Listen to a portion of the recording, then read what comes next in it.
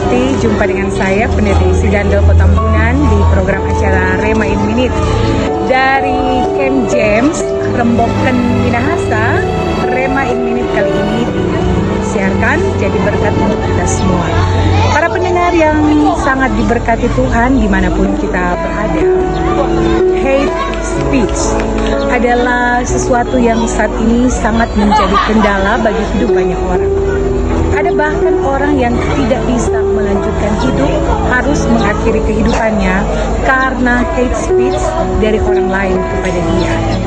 Hate speech sebenarnya bisa diantisipasi untuk menjadi sebuah hal yang sebenarnya bisa memotivasi kita supaya kita hidup, bisa mengevaluasi diri, kita bisa berbenah, kita bisa lebih baik, dan yang paling terpenting, kita tidak dikalahkan oleh hate speech.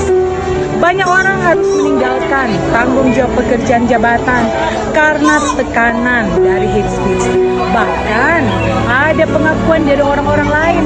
Bahkan mereka tidur saja mereka tak bisa tidur dengan tenang karena apa yang dikatakan orang atau hate speech atau bullying masih terngiang-ngiang di telinga mereka.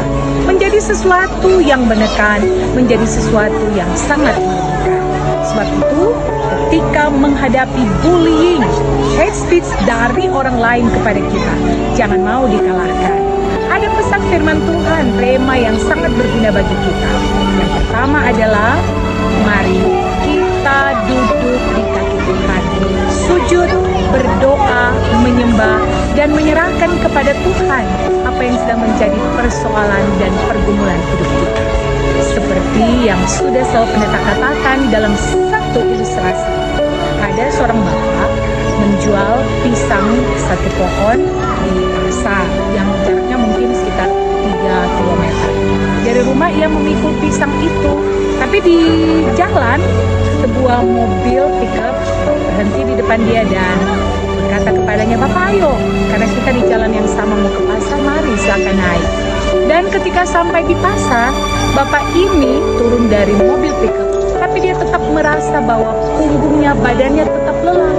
Ternyata saudara-saudara mesti sudah naik di mobil pickup itu, pisang tidak dia taruh di latbak, tetap dia pikul. Padahal mobil pickup itu seperti pertolongan Tuhan yang didatangkan untuk menolong kita. Maka apapun beban termasuk hate speech, terus saja, letakkan saja. Kita tetap akan tiba di tujuan hidup kita dan pergumulan kita telah dipikul oleh Tuhan melalui pertolongan. Tapi mengapa banyak di antara kita yang malah Tuhan sudah kita kenal, Tuhan sudah kita tahu dengan kuasanya, tapi kita masih tetap mau mengandalkan kekuatan diri kita sendiri. Menghadapi hate speech, pertama tadi, duduk di kaki Tuhan, menyerahkan penuh dalam tangan Tuhan, berdoa kepada Tuhan.